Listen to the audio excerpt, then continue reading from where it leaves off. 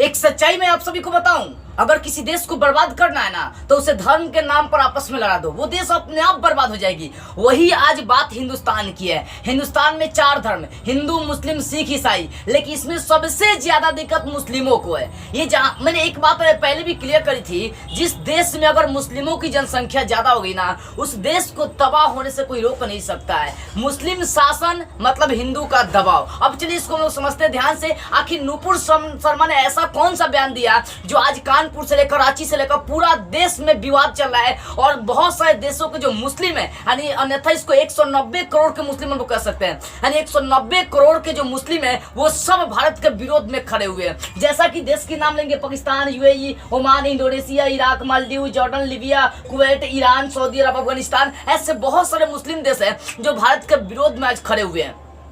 अब ध्यान से समझने वाली बात यह है कि आखिर नूपुर शर्मा जो बीजेपी के प्रवक्ता कही जाती है, राष्ट्रीय प्रवक्ता, आखिर उसने कौन ऐसा बयान दिया मुस्लिमों के बारे में कि आज पूरे देश में विवाद चल रही है। हद तो तब हो गई जब ये झारखंड के रांची में बहुत ज्यादा हिंदू मुस्लिम के बीच विवाद हुआ। ये मुस्लिम लोग पत्थरबाजी किए। देखो यही बात आ रही है, जब देश आजादी हो रही थी उसी समय समझो कि गृह युद्ध हुआ था आपस में हिंदू मुस्लिम में, जिसके कारण से बंटवारा हुआ था पाकिस्तान का।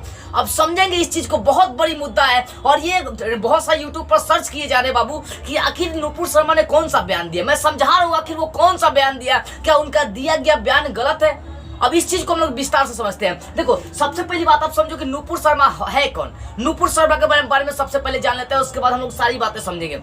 देखो नूपुर शर्मा जो बीजेपी के राष्ट्रीय प्रवक्ता कही जाती है, राष्ट्रीय प्रवक्ता का मतलब क्या, मोटिवेशनल स्पीकर समझिए, हर चीज पर लड़ने वाला, हर मुद्दा को उठाने वाला, ये थी नूपुर शर्मा। नूपुर शर्मा का जन्म 23 अप्रैल 1985 को नई दिल्ली में हुआ था। क्या हुआ था? 23 अप्रैल 1985 को नई दिल्ली में इनका जन्म हुआ था। और 2008 में देखो शुरू से ही इनकी राजनीति पार्टी में बहुत ज्यादा रुचि रही थी। ये इकोनॉमिक्स से समझो कि बीएससी करी, फिर इकोनॉमिक्स से ही एमएससी करी, और ये साथ में पेशे से वकील भी थी। कौन? नूपुर शर्मा। ध्यान से समझिएगा, 2008 में अखिल भारतीय विद्यार्थी परिषद स्टूडेंट यूनियन के चुनाव ये लड़े थे और उसमें विजेता भी हुए थे। यानी अगर कही जाए, ध्यान से समझिए इसको, अगर शॉर्ट में बोले तो राजनीति में इनका शुरू से ही वर्चस्व हो रहा। राजनीति में अपनी भूमिका ये शुरू से ही अदा करती रही नूपुर शर्मा, ठीक है। फिर 2010 में बीजेपी की जो पार्टी थी, जो चुनाव चल रही थी, उसके मोर्चे में ये बहुत सक्रिय रही, बहुत योगदान दी थी नूपुर शर्मा। शुरू से ही इनका राजनीतिक करियर बड़ा रोचक रहा, राजनीति में ये सक्रिय रही थी। फिर 2015 में बीजेपी से ये जुड़ गई, बीजेपी के पार्टी से क्या हो गई, जुड़ गई, और जुड़ने के बाद इनको राष्ट्रीय प्रवक्ता बना दिया गया। बीजेपी का क्या बना दिया गया? राष्ट्रीय प्रवक्ता इनको बना दिया गया। और देखो राष्ट्रीय प्रवक्ता जैसे ही बनी, ये दिल्ली में होने वाला जो विधानसभा का चुनाव था उसमें उतारा गया, लेकिन नूपुर शर्मा को वहां पर हार का सामना करना पड़ा था। अब देखो नूपुर शर्मा पेशे से क्या थी? एक वकील भी थी, वकील का भी वो काम करती थी। अब नूपुर शर्मा ने आखिर कौन सा बयान दिया जिसको लेकर विवाद चल रही है और पूरा देश भारत के विरोध में खड़ा है। अब देखते हैं नूपुर शर्मा ने आखिर कौन सा बयान दिया जिसकी वजह से पूरे देश में विवाद चल रही है। देखिए नूपुर शर्मा एक टीवी शो में बैठी थी, टाइम्स नाउ के डिबेट शो में। वो मस्जिद को लेकर विवाद चल रहा था, मुस्लिम के भी नेता बैठे हुए थे और बीजेपी के और हिंदू के भी नेता यहाँ पर बैठे हुए थे, जिसमें नूपुर शर्मा थी। यहाँ पर मुस्लिम लोग का एक खासियत है, मुस्लिम लोग हिंदू के बारे में कुछ भी बोल दे, उनके मंदिरों का उनका परिहास करे, कोई मुद्दा नहीं इसका उठाया जाता है। और सबसे ज्यादा बकलोल हम लोग बात करेंगे ये कांग्रेस पार्टी का। मतलब देश की भी जब बात आती है ना, तो ये लोग जो है ना सरकार को घेरने के चक्कर में लगे रहते हैं, जबकि ये गलत है। मतलब कह नहीं सकते ये जो विपक्ष पार्टी होती है ना, ये सिर्फ मौके का फायदा उठाती है और ये सिर्फ अपने बारे में सोचती है। तो देश को बर्बाद होने से कोई रोक नहीं सकता है। अगर देश की बात आ रही है, शान की बात आ रही है, और उस समय भी विपक्षी दल अपने बारे में सोचता है, तो देश बर्बाद हो जाएगा। ये कांग्रेस जो पार्टी है, आज बीजेपी छोड़िए, आज इंडिया को, अपने देश को, पूरा देश घेर चुका है एक बात को लेकर, एक बयान को लेकर, और इसका लाभ कौन उठा रही है? कांग्रेस पार्टी। तो ऐसे पार्टी को अपने देश से भगाया जाए, नहीं तो ऐसे पार्टी हमारे देश को बर्बाद करके रख देगी। हम बात कर रहे थे, ये जो नूपुर शर्मा थी वो टाइम्स नाउ के डिबेट शो में बैठी हुई थी और वहां पर विवाद चल रहा था मस्जिद को लेकर। क्योंकि अपने इंडिया में मस्जिद और ये मंदिर को लेकर बड़ी विवाद चलते रहती है। इसी चीज को लेकर विवाद हो रहा था और उसमें नुपुर शर्मा ने क्या बोल दी पता है? पैगंबर मोहम्मद। ये पैगंबर मोहम्मद कौन है बाबू? ये पैगंबर मोहम्मद इस्लाम के संस्थापक है, इस्लाम के संस्थापक है। और इन्हीं के बारे में नुपुर शर्मा ने बोल दी कि ये अपने ही बेटी से 6 साल की बेटी आयशा से निकाह कर लिए थे। ये नुपुर शर्मा ने बोली। नुपुर शर्मा ने क्या बोली थी? नुपुर शर्मा ने अपने बयान में बोली कि तुम मुस्लिम इतने गिरे हो कि अपने ही बेटी 6 साल की बेटी से तुमने शादी कर लिया। और यही विवाद पूरे देश में फैल गया। लेकिन एक सच्चाई में आपको बताऊं, ये मुस्लिम लोगों में कोई रिश्ता नहीं देखी जाती है। भाई बहन बेटा बेटी मतलब कह नहीं सकते, कोई रिश्ता नहीं देखी जाती है, ठीक है ना। मुस्लिम के शादी ब्याह में ये चलती है। तो ये बात बस नुपुर शर्मा ने बोली कि मोहम्मद जो पैगंबर है, जो इस्लाम के संस्थापक है, उन्होंने 6 साल की अपनी ही बेटी आयशा से शादी कर ली। और इसी चीज को लेकर पूरा देश में विवाद चल रहा है। सारा मुस्लिम बोल रहा है कि हमारे संस्थापक, इस्लाम के संस्थापक, हमारे भगवान के बारे में आपने ऐसा क्यों बोल दिया? तो बकलोल मुस्लिम लोग ध्यान से जरा समझो। यहाँ पर ये तो छोड़िए, ये तो हिंदू थी तो बोल दी। तुम जिसको तुम लोग ज्ञान वापी सबसे बड़ा ज्ञान या विद्वानी मौलाना मानते हो लोग ना, जाकिर नाइक। देखो ये भी इस्लाम के सबसे बड़े ज्ञानी है जाकिर नाइक है। जाकिर नाइक ने भी सबसे पहले ये बोले थे किनके बारे में? पैगंबर मोहम्मद के बारे में। ये वीडियो उनका देखा मैंने, उसमें ये जाकिर नाइक क्लियर बोले हैं कि जो मोहम्मद पैगंबर है, चाहे पैगंबर मोहम्मद है, ये अपनी बेटी से शादी की है। तो अगर मुस्लिम के बारे में बोल दे तो कोई बहुत बड़ी मुद्दा नहीं है, लेकिन अगर हिंदू मुस्लिम के बारे में बोल देगा तो ये बहुत बड़ी मुद्दा बन जाती है। तो ऐसे मुद्दों पर भी कार्रवाई होनी चाहिए कि नुपुर शर्मा ने जो बयान दिया, जो जाकिर नाइक ने बयान दिया, इन दोनों के तुलना करी जाए तो सबसे पहले जाकिर नाइक ने इस बयान को पेश किया था। क्योंकि वीडियो उनका मैंने क्लियरली देखा और उसमें जाकिर नाइक ने ये क्लियरली बोले है कि मोहम्मद पैगंबर अपनी बेटी 6 साल के आयशा से शादी किए थे। तो उस पर कोई कार्रवाई नहीं हो रही है। वहां पर ये सारे देश के लोग विवाद नहीं उठा रहे हैं कि मुस्लिम को बोल दिया कोई दिक्कत नहीं है, एक हिंदू बोल देना ये आपस में लड़ना शुरू करते हैं। अब यहाँ पर समझिए ध्यान से, ये मोहम्मद पैगंबर का ये बस मोहम्मद पैगंबर के बारे में नुपुर शर्मा का बयान बस इतना ही था कि पैगंबर मोहम्मद अपने ही बेटी 6 साल के आयशा से क्या किए? शादी किए, कर लिए, निकाह कर लिए। तो सच्चाई यही कि मुस्लिम में कोई अपना रिश्ता नहीं देखी जाती है। जैसे हिंदुओं में दूर दूर तक रिश्ता मिलाई जाती है, अगर रिश्ता है तो शादी नहीं करी जाती है। लेकिन मुस्लिम में क्या कि अपने ही चाचा की बेटी से, चाचा के बेटा से ये शादी ब्याह हो जाती है। तो इनकी प्रथा यही है। इसी प्रथा को बस किसने किया? नुपुर शर्मा ने पेश कर दिया। अब इसी मुद्दा को लेकर तिल का तार बनाया जा रहा है। क्या कि नुपुर शर्मा ने क्यों बोला, मुस्लिमों के बारे में क्यों बोला? क्योंकि देखो ये पैगंबर मोहम्मद कौन है? इस्लाम के संस्थापक माने जाते हैं, इस्लाम के संस्थापक माने जाते हैं। और इस्लाम के संस्थापक पर थोड़ी सी आवाज उठाई गई, जबकि एक और ज्ञानवापी जो मुस्लिम है जाकिर नाइक, ये भी आवाज उठा चुके हैं। तो इन पर कोई कार्रवाई नहीं होने वाली है। हिंदू पर कार्रवाई होने वाली है कि हिंदू ने क्यों बोल दिया मुस्लिम के बारे में, ले ससुरी कहेंगे। इसके प्रति पूरी कार्रवाई चल रही है। पाकिस्तान से लेकर ऐसे बहुत सारे देश है जो हिंदुस्तान के विपक्ष में खड़े हैं और बोले कि हिंदुस्तान, ये हिंदू जो है ना, हम मुस्लिमों के धर्म के साथ खिलवाड़ कर रहे हैं। नहीं भैया, हम हिंदू लोग आज से नहीं, इतिहास अगर हिंदू की पलट कर देखी जाना तो कभी हम लोग धर्म के नाम पर कभी खिलवाड़ नहीं किए, बल्कि अपने साथ मिलाकर चलते हैं। हम लोग एक ऐसे हिंदुस्तानी हैं। हम लोग किसी भी देश के साथ रिश्ता रखे ना, एकदम सच्चाई के साथ रिश्ता निभाए। और आज सामने है रूस और यूक्रेन के बीच जब युद्ध चल रही थी तो भारत ने अपना दोस्ती निभाया रूस से निभाया। तो कहीं ना कहीं ये खिलवाड़ मुस्लिम ही कर रही है। देखिए समझिए इस चीज को ध्यान से।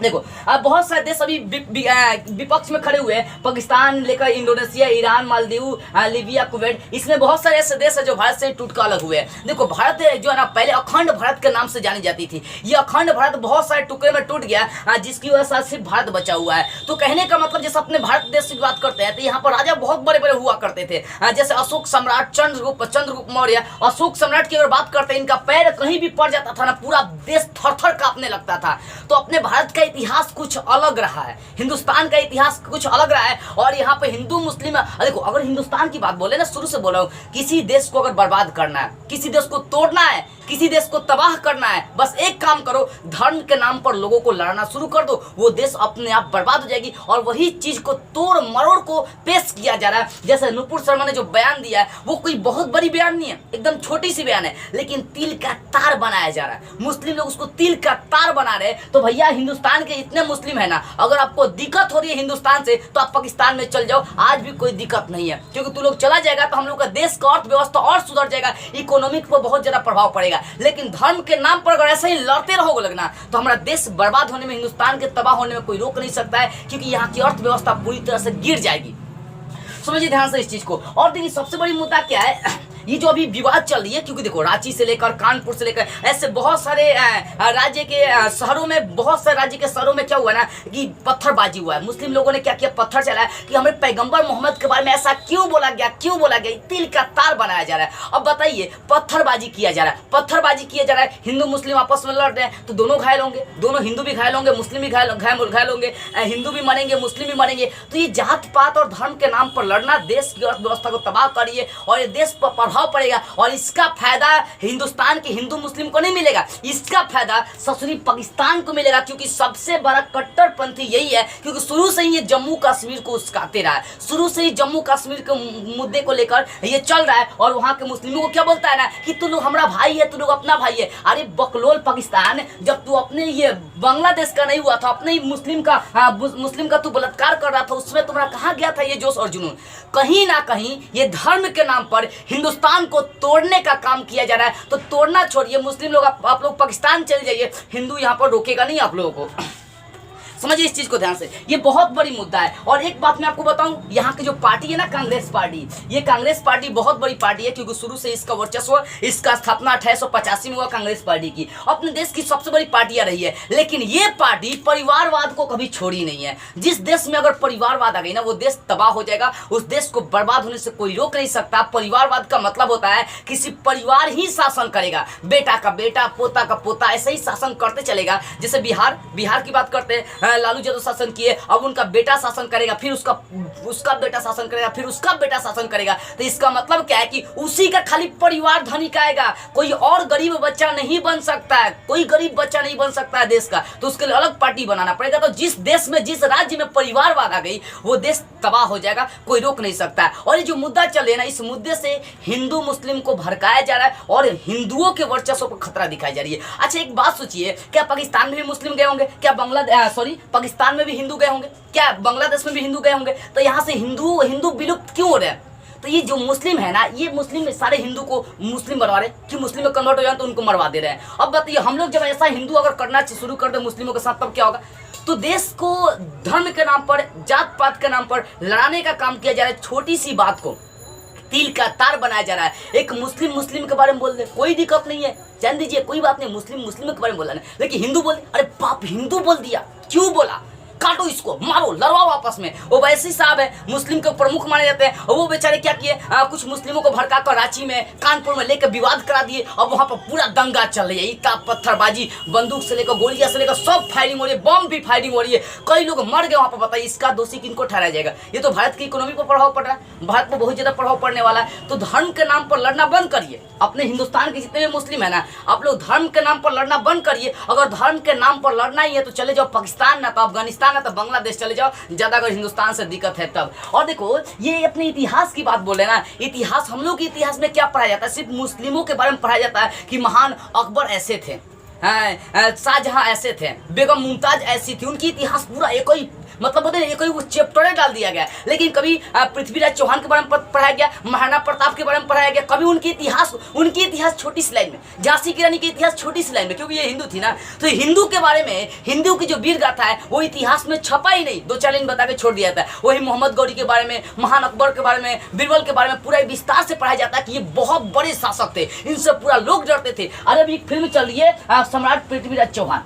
अक्षय कुमार इसमें अपनी भूमिका अदा की है, और इसमें ये दिखा दिया, पृथ्वीराज चौहान की सच्चाई दिखाया कि कैसे एक मुस्लिम शासक मोहम्मद गौरी को पृथ्वीराज चौहान ने 17 बार हराया था, और 17 बार हराने के बाद भी मोहम्मद गौरी ने पीठ पीछे वार किया। जबकि हिंदुओं की सच्चाई दिखाई गई कि हिंदू कभी पीछे से वार नहीं करता है, जान बख्शता है। हिंदू कभी किसी धर्म के साथ खिलवाड़ नहीं किया, वो मुस्लिम हो, सिख हो, ईसाई हो, कभी किसी धर्म के साथ खिलवाड़ नहीं किया, बल्कि उसको हर धर्म की छूट देता है। जैसे हमारे हिंदुस्तान की संविधान लेकर चलिए, ये संविधान कहता है कि सारे धर्म के लिए कानून एक रहेंगे, किसी धर्म के लिए अलग नहीं रहेंगे, हिंदू हो मुस्लिम हो। लेकिन किसी और देश में चल जाइए, पाकिस्तान में चल जाइए, पाकिस्तान में हिंदू तो है ही नहीं, हटा लीजिए उसको, गोली मारी, वहाँ का शरिया कानून चलता है, शरिया कानून अपने हिंदुस्तान में लागू हो जाएगा ना, तो ये मुस्लिम लोगों का निकलना बंद हो जाएगा। तो कहने का इतना मतलब है कि यहाँ सिर्फ अपने हिंदुस्तान की जो इतिहास है इसमें यह पढ़ाया जाता है कि मोहम्मद गौरी कैसे है, मोहम्मद गौरी ने कितना संघर्ष किया, कैसे 17वें बार प्रयास करते करते पृथ्वीराज चौहान को हरा दिया। लेकिन ये कभी चर्चा नहीं की गई है कि कैसे पृथ्वीराज चौहान ने विदेशी आक्रमणकारी से हमारे देश को बचाया था, हमारे इंडिया को बचाया था,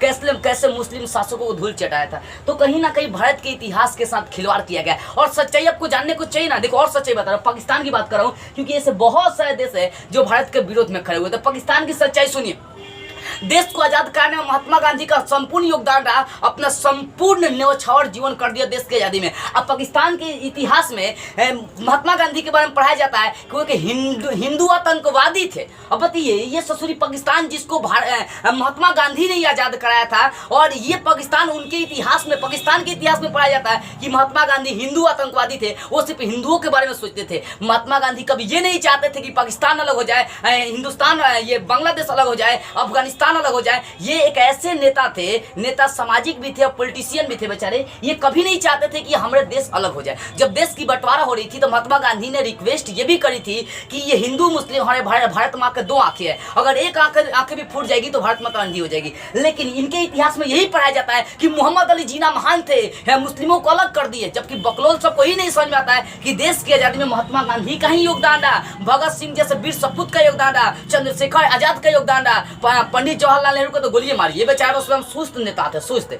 इनको तो अपने सत्ता से मतलब था बस। देखो, तो अपने देश के इतिहास के संग यही खिलवाड़ किया जा रहा है बाबू, कि इनके हमारे इतिहास जो हिंदू है उनके इतिहास को, उनके वीर गाथा को क्या कर जाता है, दबा दिया जाती है, उनके इतिहास को नहीं दिखाई जाती है। ऐसे देखो, जो सम्राट पृथ्वीराज चौहान मूवी आई है, इस पर भी बहुत सारा बैन लगा दिया गया, जैसे पाकिस्तान से लेकर सऊदी अरब से लेकर लीबिया, कुवैत, अफगानिस्तान, ऐसे बहुत सारे मुस्लिम देश है जहां पर ये पृथ्वीराज चौहान के मूवी पर रोक लगा दिया गया, बैन लगा दिया कि इस देश में फिल्म नहीं चलेगी। क्यों नहीं चलेगी? क्योंकि यहाँ पर हिंदुओं के इतिहास को दिखा दिया गया, उनके वीर गाथा को दिखा दिया कैसे कि हिंदू मुस्लिम को धूल चटाता है बार बार। इसी कारण से मुस्लिम देश हिंदुस्तान के इतिहास यानी हिंदू के इतिहास के साथ उनके इतिहास को क्या कर रहे हैं, बैन कर दे रहे हैं। उनके वीर गाथा को ये देखना नहीं चाहता, वही मुस्लिमों के इतिहास को दिखाने दीजिए, सारे देश साथ में रहेंगे, सारे देश साथ में रहेंगे और ये देश तभी बचेगा अगर, देखो सबसे बड़ी बात, अगर देश की बात आ रही है, अगर देश की बात आ रही है तो यहाँ पर जो विपक्षी दल है उनको भी देश के साथ खड़ा रहना चाहिए। लेकिन यहाँ पर कांग्रेस पार्टी विपक्षी दल है, ये बेचारा बीजेपी को घेर रहा है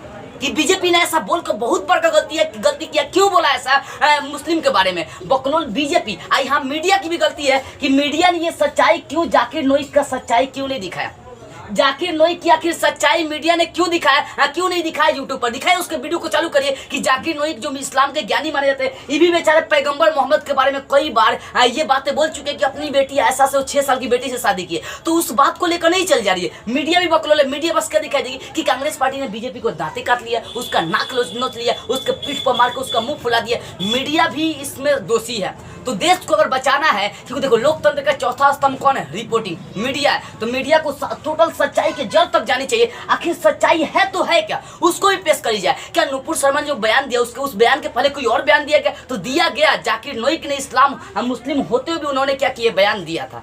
तो देश को नोचने का काम, बर्बाद करने का काम, तबाह करने का काम, दो भागों में बांटने का काम फिर से शुरू हो गया। अपने देश की अगर बात करूं मैं, ध्यान से समझिएगा इस चीज को, ये आपका नेपाल है, नेपाल में हिंदू शासन चलता है, हिंदू है, ठीक है ना। अब नेपाल के अगर हिंदुओं को जला दिया जाए, मार दिया जाए, तो हम हिंदुस्तानियों का कोई खून नहीं खोलता है, कहते जान दो नेपाली कोई बात नहीं है। लेकिन मुस्लिमों की अगर बात करते हैं बाबू, समझो मुस्लिम यहाँ पर अलग अलग देश के मुस्लिम है, यहाँ पर अलग अलग देश के, जैसे पाकिस्तान, ओमान, इंडोनेशिया, इराक, ऐसे अलग अलग बहुत सारे देश के मुस्लिम है। ये सब मिल चुके हैं, सारा मुस्लिम है तो अलग अलग, लेकिन ये सारे मुस्लिम क्या मिल गए हैं और हिंदुस्तान के विपक्ष में खड़े कि आखिर क्यों बोला नुपुर शर्मा ने, जबकि नुपुर शर्मा ने माफी मांगी है और उसको 6 साल के लिए पार्टी से निलंबित कर दिया गया, सस्पेंड कर दिया गया। तो कहने का इतना मतलब है कि जो मुस्लिमों का जो ग्रंथ है, जो मुस्लिमों का किताब है, वो सिर्फ उनको एकजुट रहने के बारे में सिखाता है और हिंदुओं का इतिहास सिर्फ तोड़ने का सिखाता है। जाति के नाम पर लड़ाओ, जात के नाम पर लड़ाओ, छोटा है ये बड़ा है, इसको हटाओ, लड़वाओ, तोड़ो, बर्बाद करो ऐसे देश को। तो हिंदू में एकता नहीं है भाई, बात सीधी सी है। इनको भी एकता के साथ खड़ा रहना पड़ेगा। अपने देश की टोटल जनसंख्या अगर देखी जाए तो 140 करोड़ है, जिसमें से 100 करोड़ हिंदू है और 40 करोड़ कौन है? मुस्लिम है। जिस दिन अगर 100 करोड़ मुस्लिम की जनसंख्या हो गई, मान लो 80 करोड़ हिंदू की जनसंख्या हो गई, समझो कि ये हिंदुस्तान 2 भाग में फिर बटेगा। क्योंकि जिस देश में मुस्लिमों की जनसंख्या ज़्यादा हुई वहाँ पर तबाह होने से उस देश को कोई नहीं रोक सकता है। वो अपने जब भारत देश आज़ाद नहीं हुआ था उस समय की बात बोलते हैं, उस समय अपना हिंदुस्तान लंबा था, अखंड हिंदुस्तान था, लेकिन मुस्लिमों की जनसंख्या ज्यादा होने के बाद ये मुस्लिम अलग देश की मांग करना शुरू कर दिए। सच्चाई यही है, सुनने में जैसा लगे लेकिन सच्चाई 100% यही है कि अगर जनसंख्या ज्यादा होगी ना मुस्लिमों की, फिर भारत का टुकड़ा होगा। और पूरा देश यही चाहता है, पाकिस्तान भी यही चाहता है, सऊदी अरब, अफगानिस्तान से लेकर सारे देश यही चाहते हैं कि हिंदुस्तान टूट जाए, छोटे छोटे राज्यों में विभाजित हो जाए, जबकि ये कहीं ना कहीं देश के भविष्य के साथ खिलवाड़ किया जा रहा है। इसके पहले भी मैंने एक वीडियो बनाया था कि 5 से 10 साल में, आने वाले 10 साल में हिंदुस्तान को गुलाम भी बनाया जा सकता है। कई बच्चों ने कमेंट किया कि सर आप ये गलत नॉलेज दे रहे हैं। नहीं बाबू, गलत नहीं, अपने देश को घेरने का काम किया जा रहा है। ससुर इधर से चीन घेर रहा है, इधर से पाकिस्तान घेर रहा है, इधर से बांग्लादेश घेर रहा है, श्रीलंका को चीन ने क्या क्या कब्जा में ले लिया, तो बच कहा रहा है। हिंदुस्तान को चारों तरफ से घेरा जा रहा है और कोई साथी नहीं है। रूस भी हो सकता है पलटी मार दे। तो अपने देश के हिंदुओं को, अपने हिंदुस्तान को अपने पैर पर खड़ा होना पड़ेगा, आत्मनिर्भर भारत बनाना पड़ेगा, तब जाकर हम लोग किसी से लड़ सकते हैं। क्योंकि भारत को तोड़ने के बारे में सोचा जा रहा है।